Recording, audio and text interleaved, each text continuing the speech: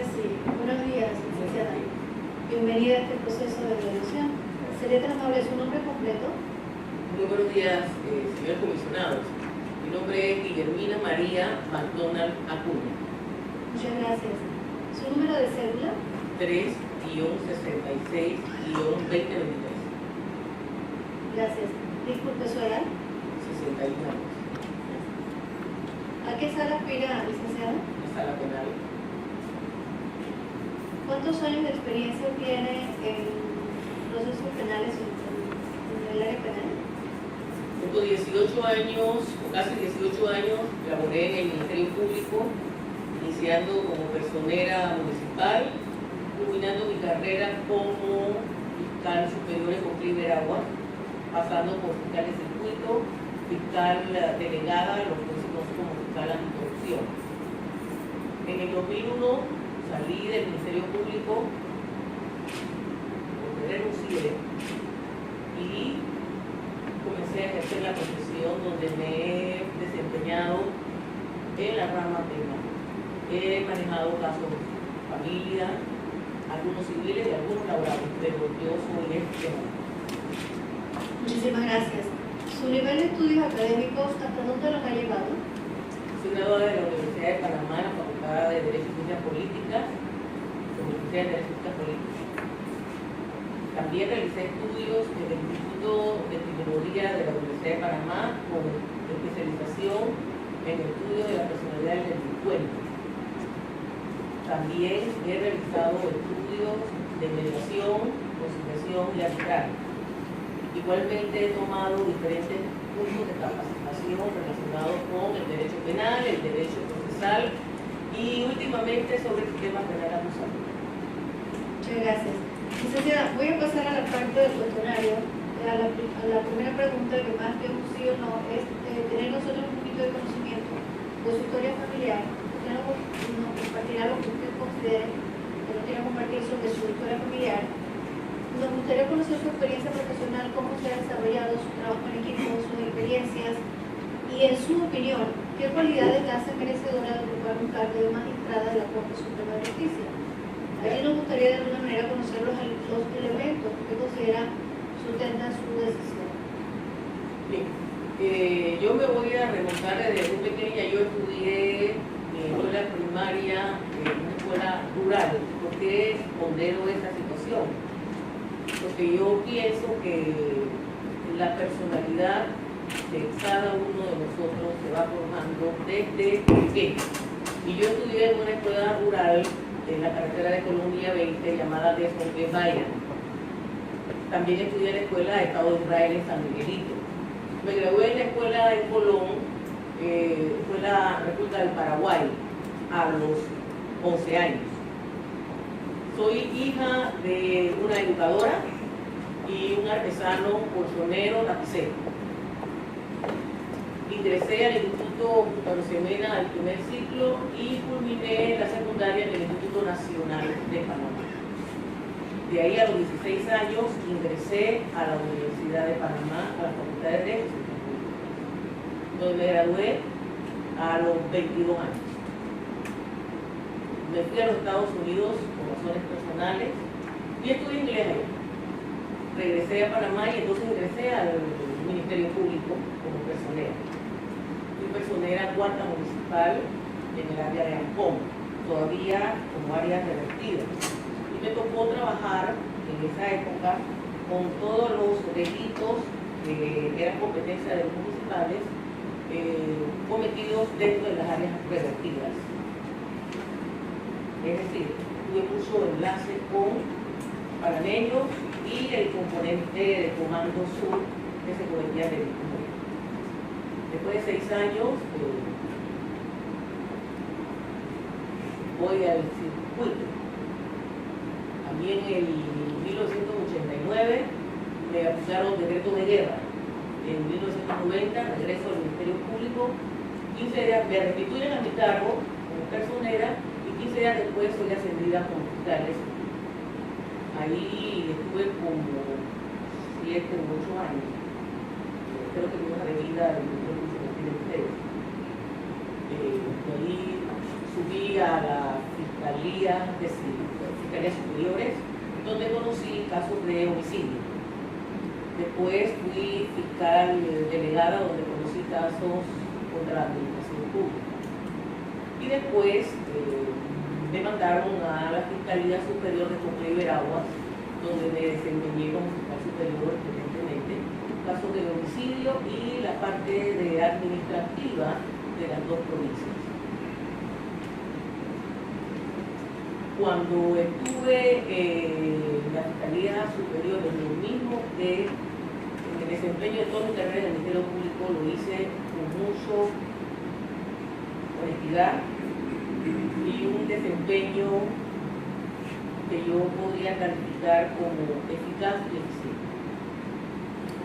Por problemas de índole personal configuraba la dirección del Ministerio Público, pues yo decidí retirarme del Ministerio Público, porque además, como estaba en Cocle y Veraguas, mis hijos estaban pequeños y vivían en Panamá. Y yo me vi en la necesidad de escoger entre mi familia y mi trabajo y aposté por mi familia, de lo cual jamás me he arrepentido. Tengo dos hijos, soy viuda hace 19 años. Un hijo de 35 años de edad que es abogado y se encuentra aquí presente, y una hija de 25 años que estudió temas de moda en Italia. Ambos son magísteres en sus respectivas carreras. ¿Qué más les puedo decir? Dentro de los 19 años después de salir del Ministerio Público, me he desempeñado como abogada litigante de casos comúnmente controversiales, con una satisfacción para quien me ha contratado como abogada bastante positiva. Hace 2 años fundé la firma McDonald y Asociados, junto con mi hermana y mi hijo y 3 socios más, de diferentes generaciones. Me gusta mucho trabajar con la gente joven. ¿Qué les puedo decir? También he dictado clases de Derecho Penal y Procesal Penal en la Universidad Latina. La certificación no está con ustedes porque cuando yo tomo la decisión de presentar mis documentos para este cargo, presento la solicitud en la Universidad Latina y me dieron que tomaba 7 días. Ya la tengo en la cartera la certificación. Sé que estoy extemporánea para presentarlo, pero de acuerdo con la norma se presume la buena fe y entonces ustedes pueden perfectamente corroborar lo que yo dice. He sido vicepresidenta del Colegio Nacional de Abogados, con mucho agrado, porque ese es un puesto de elección entre los pares. También he sido presidenta del Movimiento de Abogados Gremialistas. Me considero una persona con suficiente conocimiento, pues tengo, si la moneda tiene 2 caras, yo tengo las 2 caras de la moneda en el ámbito penal. He sido funcionaria de instrucción a mucha honra, salí con la frente en alto.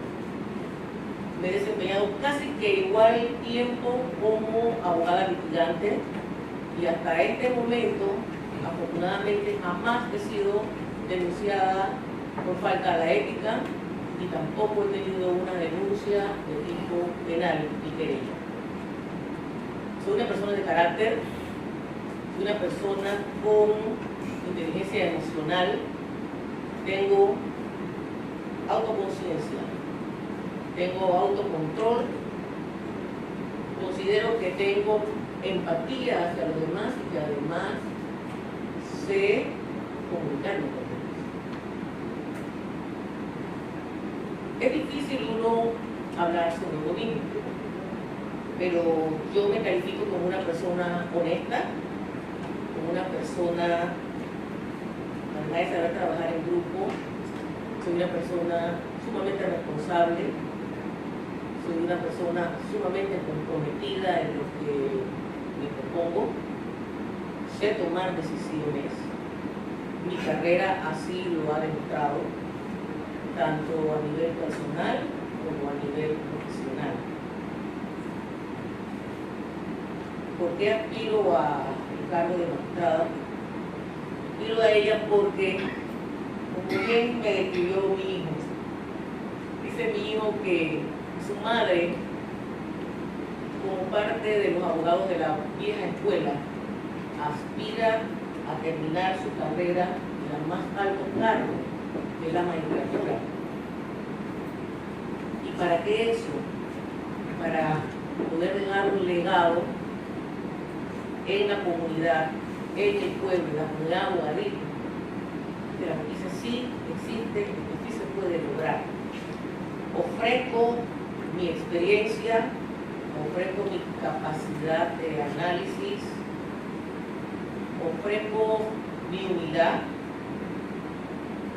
para lograr lo que haya que lograr. Sí, gracias, licenciada. Permítame nomás una pregunta, algo para quedar clara. Usted dice que hace 2 años, acaba de manifestar que hace 2 años creó una firma familiar de abogados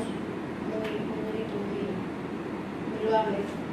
De llegar a la Corte Suprema de Justicia, ¿cómo espera manejar el conflicto de interés en cuanto a la firma y la posición de cargo que está ocupando? Bueno, definitivamente que yo presenté documentos el último día, justamente porque además de mi hermana y mi hijo, tengo otros socios.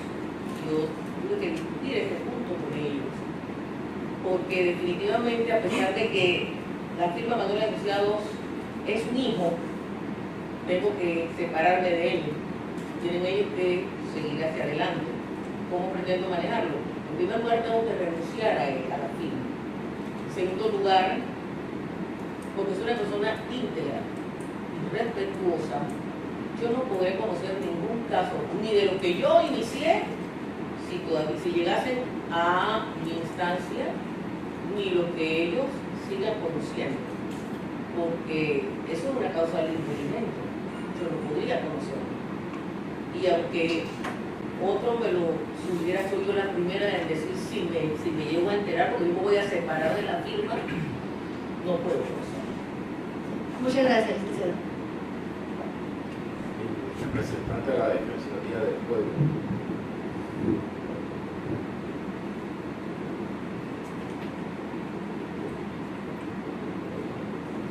Aunque ya respondió tus 2 primeras preguntas, vas a tener que hacer otra. No, ahí vamos avanzando.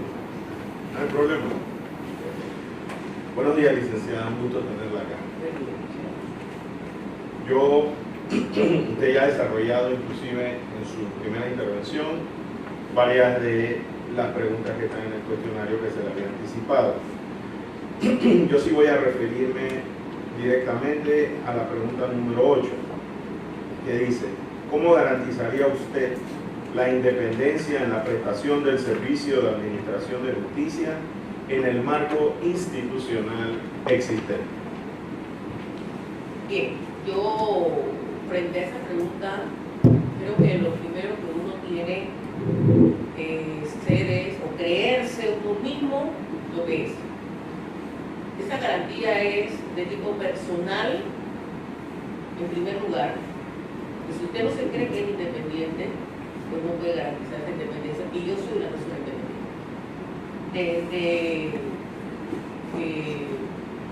toda mi carrera en el Ministerio Público demostré a carta cabal, porque me tocó trabajar en un periodo difícil durante la dictadura, y fui una persona, un profesional, un funcionario totalmente independiente. Más allá de eso, el órgano judicial tiene dentro de la carrera judicial una entidad que está formada y mandada a garantizar la independencia. ¿Eso qué quiere decir? Que si en algún momento algún funcionario siente que esa independencia no la puede sostener por sí mismo, tiene y debe la obligación de ir ante ese Consejo Judicial a velar por esa independencia. Ellos están formados y formados para eso. Por la independencia pienso que debe venir primero por uno mismo, debe uno creerse. Y yo tengo de sobra para acreditar ese hecho. Soy yo. Julio Domínguez, de la Procuraduría General. Buenos días, licenciada McDonald. Esa es la pregunta número 10, que dice así: ¿qué haría usted si la percepción ciudadana cuestiona su actuación en el desempeño de su cargo de forma que afecte la credibilidad del órgano judicial? Cuando leí esa pregunta, me sonreí un poco. Ya yo he lidiado con la percepción ciudadana. Desde que fui funcionaria como en mi carrera actual como abogada criminal. Yo creo que lo primero es señalar que mi concepto que es la percepción ciudadana. La percepción ciudadana, desde mi punto de vista, es el manejo de la opinión pública por factores reales de poder. Dentro de mi ejecutoria, cuando he manejado casos que son de la empatía de la ciudadanía o de los factores de poder, me han tratado casi de santa. Verbigracia cuando fui acusadora de quien mató a Monseñor Alcapurria. Yo sentía como la gente me miraba y me tocaba, me asustaba. Y yo era un ícono del positivo. Cuando me ha correspondido representar causas no tan de empatía, entonces me han llamado hasta abogada del diablo. Entonces, visto y dicho lo dicho, yo le contesto. La percepción ciudadana la respeto, pero con una percepción ciudadana no voy a actuar. Lo que sí le puedo garantizar que frente a algún hecho que a mí se me impute, hecho, no percepción, yo no dudaría en separarme de la entidad órgano judicial, de la magistratura. Yo respeto mucho el derecho, mi profesión, es lo que me ha dado de comer, sobre todo desde que quedé viuda hace 19 años y eduqué a mis hijos con esta profesión. Y además de ello, yo tengo el buen nombre heredado de mis padres. Y en virtud de eso, no dude que yo me separaría inmediatamente del cargo, pero no por una percepción, sino por hechos concretos. Muchas gracias. La próxima pregunta es la número 13 del cuestionario. ¿Cuál es su visión sobre el régimen disciplinario para magistrados de la Corte Suprema? Las faltas a la ética de la Corte Suprema de Justicia lo maneja el Consejo Judicial. El Consejo Judicial está conformado, me parece a mí, por los profesionales y personas que hacen la teoría del check and balance. Tiene la Procuraduría de la Administración, tiene al presidente de la Corte, tiene la Procuraduría General de la Nación, tiene la representante de la Facultad de Derecho de la Universidad de Panamá, las diferentes entidades que conforman los jueces de defensoría de oficio o defensoría pública. Entonces, a mí me parece que ese es el tribunal correcto para que sea quien verifique, que sea el que juzgue las faltas a la ética por parte de los miembros de la Corte Suprema de Justicia.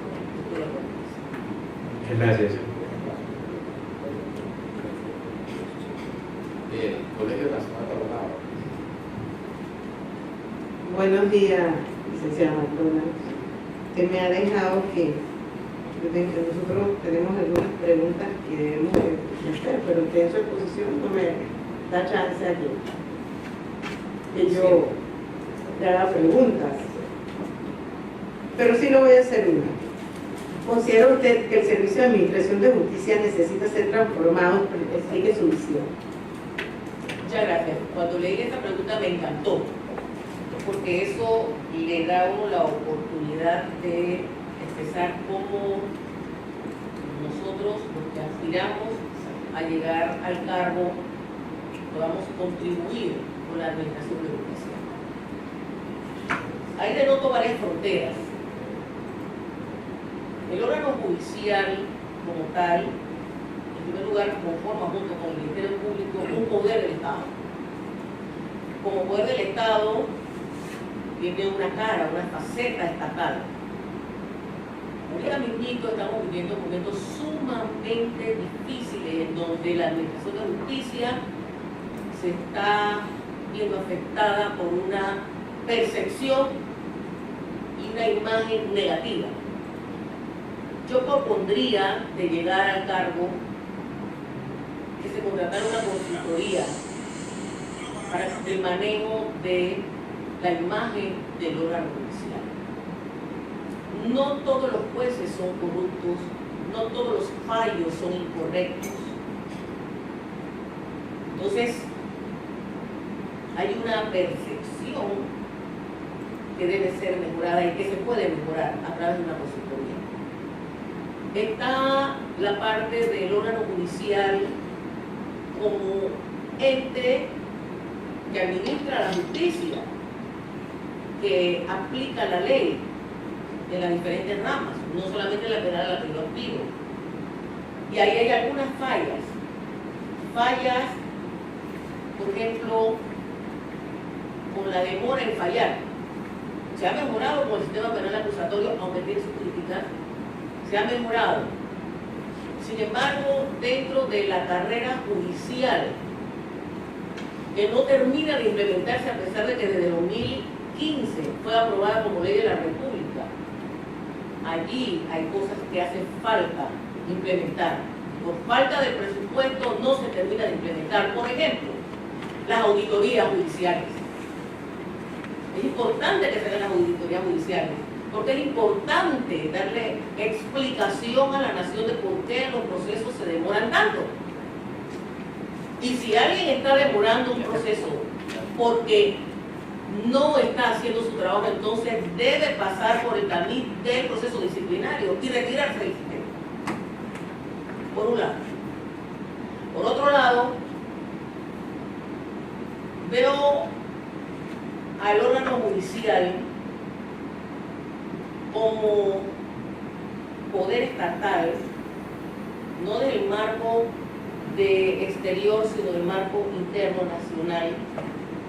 Yo siento que los jueces y el personal que trabaja en el órgano judicial no está empoderado. No está empoderado. Todos los días que le critican sus fallos, todos los días que la gente no entiende, no comprende el lenguaje que utiliza el juez. Y pienso que ese aforismo de que el juez y el magistrado hablan a través de sus sentencias debe cambiar un poco. Tiene que encontrarse el canal correcto para la comunicación, porque el pueblo tiene derecho a saber y a entender. Hay entidades que le ganan la partida al órgano judicial porque saben y ven una perspectiva. Y cuando esa perspectiva no se cumple, entonces ¿quién es el responsable? El órgano judicial. Entonces, estudiando sobre eso, encontré que en Argentina se está trabajando sobre unas normas para mejorar la comunicación entre jueces, abogados, fiscales y los medios de comunicación. La carrera judicial habla el tema de comunicación, es parte. Entonces yo creo que eso es importante. Entonces empoderamiento, entonces auditoría, entonces medio de comunicación, entonces una auditoría para, una consultoría para mejorar la imagen del órgano judicial. Esa es mi perspectiva. Gracias. Méndez.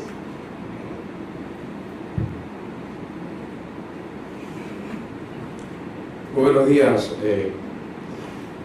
licenciada McDonald Apuy. Bienvenida a esta selección. Del cuestionario que se le facilitó previamente, he elegido dos preguntas, las cuales me las pueden contestar simultáneamente porque guardan mucha relación una con otra. Son las siguientes. ¿Cuál es su visión del papel de un magistrado frente a los estándares internacionales en materia de justicia desde la perspectiva de los derechos humanos? ¿Y cómo incorporaría usted el control de la convencionalidad en su rol de magistrada en la Corte? Gracias.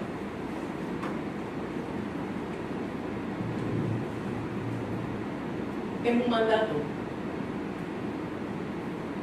Nuestra Constitución, en el segundo párrafo del artículo 17, indica que las reglas o garantías que están en la Constitución son las mínimas y que permite que normas de derecho internacional, convenios y tratados suscritos y ratificados por nuestro país sean aplicables. Como magistrado, es un deber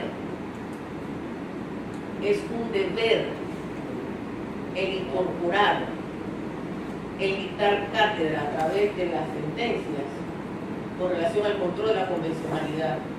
Los magistrados tienen la obligación de conocer los convenios internacionales relacionados con los derechos humanos y ponerlos en sus sentencias. Si existiese incluso algún tipo de fricción entre la norma interna y la norma internacional, evidentemente es la norma internacional de derechos humanos la que priva. Y es a través de esa sentencia o de esa resolución judicial donde se debe marcar, porque quien está en la Corte Suprema de Justicia le corresponde tirar la línea, le corresponde como parte de la jurisprudencia nacional. Sí, correcto, gracias. ¿Alguien más? ¿Otra pregunta? Carlos Ernesto. Licenciado, voy a referir a la pregunta 14 del cuestionario. ¿Usted considera como privativa las funciones de cada órgano de un Estado democrático? Y si es el caso, ¿cuáles serían sus límites? Y como ejemplo, para orientarla a algún tema, los distintos órganos llevando a cabo funciones de los otros, o propias de los otros, o de su naturaleza, como el Ejecutivo actuando jurisdiccionalmente, o el Legislativo también. Bien, no escapa a nuestro análisis el hecho de que efectivamente, a pesar de que son tres poderes del Estado con funciones definidas, donde el legislativo le corresponde crear las leyes, el ejecutivo administrar la cosa pública y el judicial hacer justicia, administrar justicia, nos encontramos con que el poder legislativo tiene facultades judiciales sobre ciertos casos. Entonces ya no es tan privativo eso, que ellos tienen facultades judiciales para investigar y juzgar, por ejemplo, al presidente de la República. También tienen funciones judiciales a través de la justicia administrativa. Igualmente, sucede que el órgano ejecutivo, a través de decretos, dicta leyes. Entonces no es tan privativa la cosa. Y el órgano judicial, como tercer poder, en muchas ocasiones le corresponde, cuando interpreta la ley, cuando interpreta la Constitución, cuando verifica si una norma nueva es inefectible o no, entonces se convierte o ejecuta funciones legislativas dentro de eso. Entonces, la separación de los poderes de Montesquieu tiene que existir, pero nuestra forma de legislar permite que los diferentes órganos del Estado ejecuten funciones no privativas unas de otras.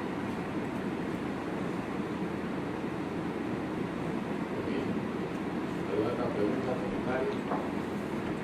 Muy bien, licenciada, gracias por estar acá, gracias por creer en este procedimiento y de parte nuestra toda la suerte. Muchas gracias. Permiso.